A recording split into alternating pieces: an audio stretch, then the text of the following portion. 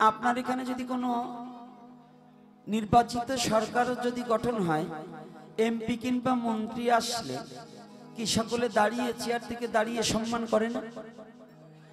কিন্তু একটা জিনিস আমাদের সনাতনীরা শিখছে না, ভাগবত বক্তা কিংবা ভাগবত যখন আসরে আসবে সকলের দাঁড়াতে হবে। কি করতে হবে?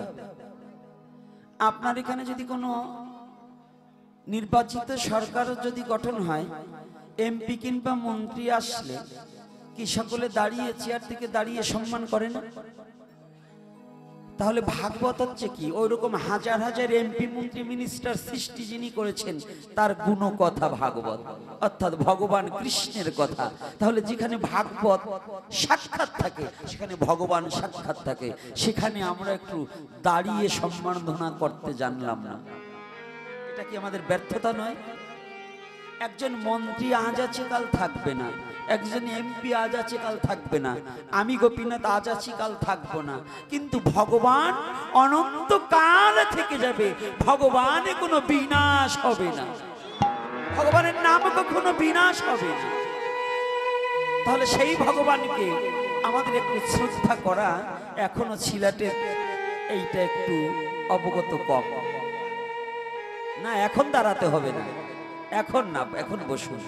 যখন ভাগবত আলোচক আসবেন এবং ভাগবত যখন প্রবেশ করবে। কি আমার কথায় রাগ হয়েছেন নাকি? হ্যাঁ, আগে জানবো পরে মানবো। যদি না জানা থাকে তাহলে মানবো কি? আগে জানবো পরে মানবো, যদি জানা না থাকে তাহলে মানবো কি? বাবা এখন সামনে দিন না, মায়েরা দণ্ডবোধ করবেন এখন পরে একবারে। আরে টাকা আমি চাবার যাবানে, টাকা ছাড়া ফাঁকা সব। এখনই কেউ সামনে দিয়ে লড়াচড়া করবেন, এখানে বন্ধ করে দিন, এখানে বন্ধ করে দিন। সামনে দিয়ে এখন কোনো লড়াচড়া করবেন এবং ক্যামেরাগুলোতে সমস্যা হবে। আর ইউটিউবের মধ্য দিয়ে আপনাদের চরণ আমি পেয়েছি। যদি আজকে ইউটিউব না থাকতো, আধুনিক যুগ না হতো, তাহলে আপনাদের চরণ দর্শন করা আমার ভাগ্য হতো না। তাহলে এজন্য ওদের ডিস্টার্ব করা যাবে না, এখানে বন্ধ করে দিন, এখানে দিয়ে কেউ আসবে না। পুনামি টাকা দেবেন, দিয়ে নেন, আমি চেয়ে নেবা নেই, কারণ আসছি তো হাত পাতার জন্য। জয় শ্রী রাধে রাধে। যাক, তাহলে এই ব্যক্তি কি শাস্ত্রে কি আর মিথ্যা শিখায়? সকল শান্তির মূল শয়তান যাদের চাপলো ঘাড়ে, গাইল তারা ভুল। সনাতন ধর্মের শাস্ত্রে কখনো মিথ্যা কথা বলা নেই, সনাতন ধর্মের শাস্ত্রে। তবে শাস্ত্রের মধ্যে একটু ব্যতিক্রম আছে। কলির যুগে সর্বস্বামীর গ্রন্থ আর সত্যতীতা দাপন কলিযুক্তি ব্যাস রচয়িত গ্রন্থ। ব্যাস বাল্মীকি এই গ্রন্থ ব্যতিরিকে এখন ইদানিং কিছু নৈব্য পণ্ডিতদের কিছু গ্রন্থ আছে, ওটা গ্রহণ করা যাবে না। কিন্তু ব্যাসদেবের যত গ্রন্থ আছে তার মধ্যে মিথ্যা কিছু নেই, হয়তো আমাদেরকে ভুল বুঝানো কিছু হয়। আমরা তো সকলে সংস্কৃত জানি না, কি জানি বাবা? আমাদের কাছে অনেশ্বর আর বিশুরা লাগিয়ে দিলেই ভাবি ওইটাই বুঝি সংস্কৃত। কিন্তু আদৌ সংস্কৃত কি আমরা কিন্তু অনেকেই অবগত নেই। আজকে কার আগমন বার্তা? তিনি কে গো? এই আসনটার নাম হচ্ছে ব্যাস আসন। কিন্তু হরিদ্বার ব্রহ্মকুণ্ডে সরস্বতী নদীর পারে ব্যাসদেব কিন্তু হরি কথা বলে। একটু বুঝার চেষ্টা করতে হবে এই কথাটা। আসনটার নাম ব্যাস আসন। এই যে যুব সমাজ, আজকাল তো আমরা তো পিতাকে শ্রদ্ধা করি না। সনাতন ধর্মের মূল স্টপ হচ্ছে মা বাবাকে ভক্তি শ্রদ্ধা করা। যে নিজের মা বাবাকে ভক্তি করতে জানে না, সে গুরুদেবকে ভক্তি করতে জানে না। যে গুরুদেবকে ভক্তি করতে জানে না, সে কোনোদিন ভগবানকেও ভালোবাসতে জানে না। তাহলে বাবাকে শ্রদ্ধা কেমন করে করতে হয় একটু জানো। হরিদ্বার ব্রহ্মকুণ্ডে সরস্বতী নদীর পারে হরিকথা শ্রবণ করালে কৃষ্ণ দ্বৈপায়ন বেদব্যাস সপুত্র শ্রীল সুখদেব গোস্বামী প্রভুপাদ।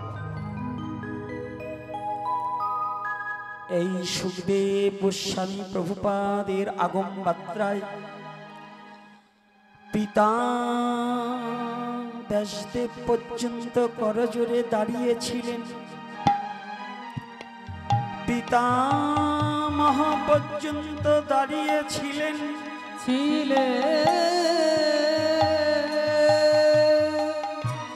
প্রপিতামহ পর্যন্ত দাঁড়িয়েছিলেন।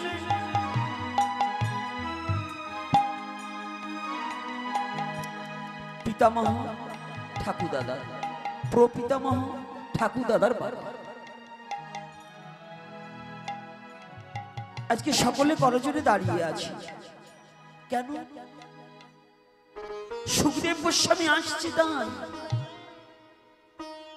সকলে দাঁড়িয়ে। এদিকে দেবতারা পুষ্প বৃষ্টি বরিশন করছে।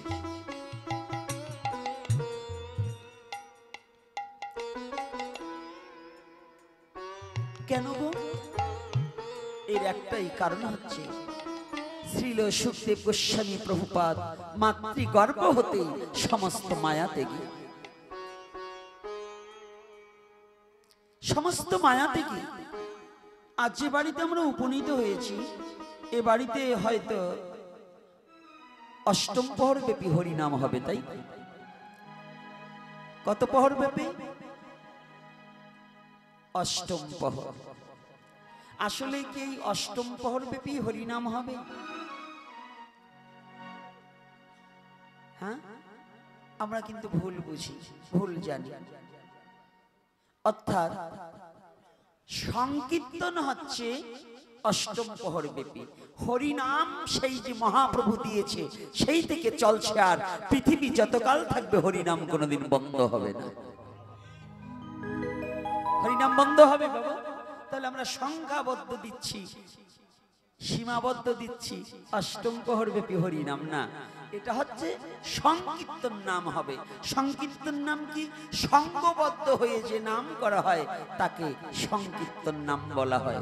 এখানে হবে সংকীর্তন নাম। এই সংকীর্তন যজ্ঞে করে কৃষ্ণ আরাধন, সেই সুবিধা পায় শ্রীকৃষ্ণ চরণ।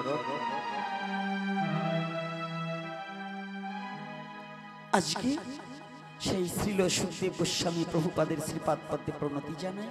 দ্বিতীয়তে প্রণতি জানাই পাণ্ডুকুলদ ভব রাজাধিরাজ মহারাজ মহারাজ পরীক্ষিত তার শ্রীপাদ পদ্মে।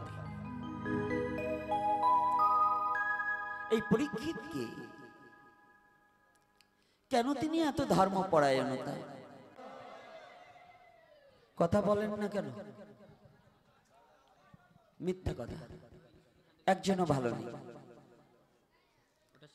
আর আপনারা যে এত বড় অকৃতজ্ঞ আমি জানতাম না। কারণ কেউ যদি কোনো একটা জিনিস দেয় সেটা কি অস্বীকার করা যায়? তা আপনাদেরকে ভালো রাখার মালিক কে? তো একবার তো বললেন না যে ভগবান ভালো রেখেছে, তাহলে এটা কি অকৃতজ্ঞ নয়? আমাদের ভালো রাখার মালিক কে? ঈশ্বর। তাহলে যখনই বলতে হবে, কেউ যদি জিজ্ঞাসা করে যে আপনি ভালো আছেন, বলতে হবে ভগবান আমাকে ভালো রেখেছেন। কারণ ভালো রেখেছেন, কারণ একজনের দুটো পাউই নেই, আপনি তবু হেঁটে তবু এই সাধু সঙ্গ করতে আসতে পেরেছেন। তাহলে এটা কি আমার পরম সৌভাগ্য নয়? একজনের চোখই নেই, আমার তবু একটা আছে, তাহলে তার চেয়ে আমি ভালো আছি। ভালো আছি না? তাহলে আমরা তো সুখে আছি। তো সুখটা কে দিলেন? ভগবান দিলেন। তাহলে আমাদের স্বীকার করতে হবে কি, যে ভগবান আমাদেরকে সুখে রেখেছে। যাই হোক, আপনারা জানেন দীর্ঘ কয়েকদিন হসপিটালে ভর্তির পরেও এইখানকার পাগলগুলো যোগাযোগ রেখেছে, ওরা কিছুতেই পিছু ছাড়ছে না। ওরা অনেক অর্থ ব্যয় করে এয়ারের মধ্য দিয়েও তবু যে বাবা আপনার আসতে হবে, কিংবা আমার ছেলেটাকে বলছে বাবাকে নিয়ে আসতে হবে। আমার যে শারীরিক অবস্থা তাতে আসা কোনোভাবেই চলে না। তথাপিও শুধু মহাপ্রভুর অশেষ দয়ায় আপনাদের মতো সাধুগুরু বৈষ্ণবের চরণ দর্শনের লালসে ছুটে এসেছি। কৃপা করবেন যতটুকু সময় বসে থাকি আপনাকে নাহি করি প্রচার যেন সভা কারো মাঝে গুরু গোবিন্দ গুরু গৌরাঙ্গের কথার মধ্য দিয়েই যেন সময়টা অতিবাহিত করতে পারি। আজকে তিনটি বস্তু মানুষকে ধ্বংস করে। মানুষকে মনুষ্যত্ব ধ্বংস করে। হাত পা নিয়ে জন্মগ্রহণ করলে তাকে মানুষ বলা যায়। কোন কোন খোলসটা মানুষের মতো কিন্তু আচরণটা পশুর মতো, আছে কি না? আছে না? উপরে ফিটফাট, ওদিকে সদরঘাট। কারণ দেখতে খুব ভদ্রলোক, কিন্তু ওর মধ্যে জানোয়ারের মানুষের খোলসের মধ্যে যে জানোয়ার লুকিয়ে আছে এটা কিন্তু অনেকেই জানে। তাই সনাতন ধর্মে বললেন ভগবান সব সইতে পারে। ভগবানের এক নাম মধুসূদন। এই ওনার এক নাম মধুসূদন হলেন কেন জানা আছে তো? রাধে রাধে। অন্য পাঠকদের সাথে কথা বলতে হবে না, আমার সাথে কিন্তু কথা বলতে হবে, কারণ এটা হচ্ছে ভাগবত ক্লাস। কারণ আপনি হরিকথাটা বুঝতে পারছেন কিনা আর আমি বুঝতে পারছি কিনা, এটা যদি আমাদের মধ্যে একটু আদান প্রদান না হয় তাহলে আমি বলে গেলাম, কি বললাম নিজেই বুঝলাম না, আর বুঝলো না শুনলো যারা, এ বলার কোনো তাৎপর্য থাকে না। বুঝতে হবে। আমার কথাটা হচ্ছে আবাল বৃদ্ধা বনিতা যুবক যুবতী যারা আছে, হরি কথা বুঝতে হবে, হরি কথা শুনতে হবে, হরিকে ভালোবাসতে হবে, হরি নাম বদন ভরে গাইতে হবে। হরি এই জন্যই হরি কথার আয়োজন। এটা পদাবলী কীর্তন নয় যে শুধু উনি কীর্তন করবেন আর উনি কান্নাকাটি করে পয়সার কান্দা কেঁদে চলে যাবে। কি এটা করে না? দেখবেন ভক্তের হৃদয়ে প্রেম নাই, উনি যা কাঁদতেছে পদাবলী কীর্তনিয়া। আমার কথা ওটা হবে না, আগে হরি কথা হৃদয়ে ঢুকাও, ঢুকালে পরে তোমার কাঁদাতে হবে না। নামের এমন একটা ক্রিয়া শক্তি আছে, হরি নামের এমন একটা প্রেম আছে, যদি কোনো কঠিন হৃদয়েও প্রবেশ করে নামে আপনি চোখে জল চলে আসবে। হরি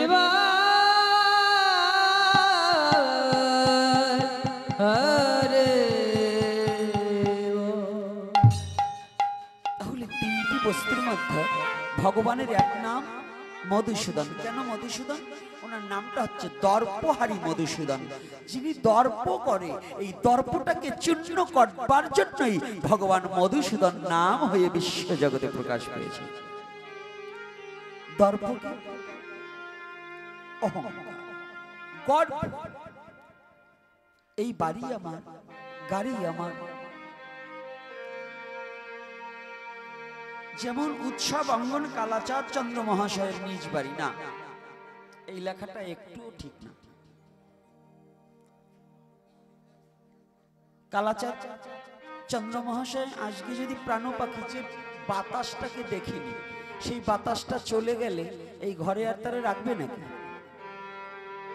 রাখবে বাবা? হ্যাঁ, কেন? এত আদরের স্ত্রী দুদিন বুকে জড়িয়ে ধরে থাকবে না? এত আদরের ছেলে দুদিন রাখবে না? রাখবে না। কেন রাখবে না?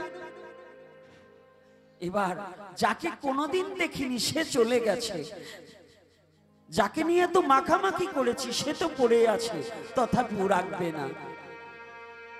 এই জন্য যে ঘরখানায় যে বাতাসটা চলে গেলে ওই ঘরে আর আমার জায়গা হবে না, ওই বাড়িটাও আমার নয়।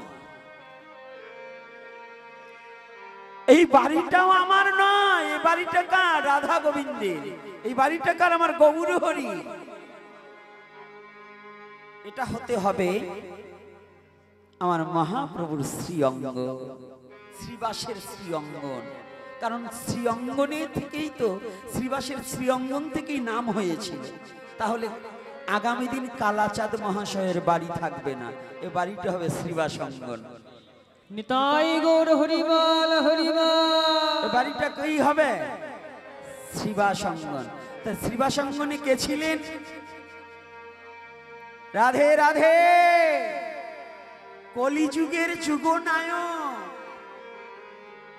যুগ ধর্ম পালক, সংকীর্তনের পিতা মহাপ্রভুকে অনেকে চিনে না তো। ওই ল্যাংটা বাবা, কাপড় পরা বাবা, খেতা বাবা, এই বাবাকে চেনে, কিন্তু মহাপ্রভুকে চেনে না। মহাপ্রভুকে চিনতে চায় না, জানতে চায় না। আর এই কলিহত জীবের একমাত্র পারের কান্ডারি, এই কলিহত জীবের একমাত্র মুক্তির কান্ডারি শ্রীকৃষ্ণ চৈতন্য মহাপ্রভু, তিনি ভিন্ন কোনো পারের কান্ডারি নেই। হরিবল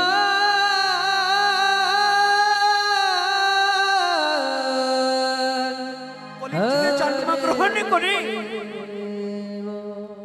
কলির যুগে জন্মগ্রহণ করে মহাপ্রভুকে বাদ দিয়ে যারা ভজন করবে তাদের কোনো মুক্তি হবে না, না, না।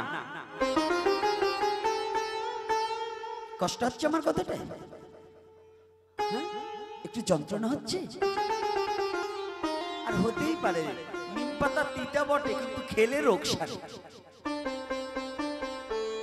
খেলে রোগ সারবে না, কিন্তু চিবাবাতে গেলে একটু তিতো লাগে। তদ্রূপ সত্য কথাটা একটু কর্কশ লাগবে, কিন্তু যদি হজম করতে পারেন তাহলে কিন্তু জীবনে কাজে লাগবে। তাহলে ভগবান দর্পহারী মধুসূদন এই বিশ্ব জগতের সমস্ত দর্পকে চূর্ণ করার জন্য ভগবানে এসেছে, আর ভক্তকে ভালোবেসে বুকে টেনে নেওয়ার জন্য ভগবান এসেছে। ভগবান একটা কারণে আসেন, তার ভক্তকে বুকে টেনে নেওয়ার জন্য, আর ওই দাম্ভিক ব্যক্তিকে ধুলার সাথে মিশিয়ে দেওয়ার জন্য। যেমন দুর্যোধন ভেবেছিল আমার মতো বলশালী শক্তিশালী কিছু কেউ নেই,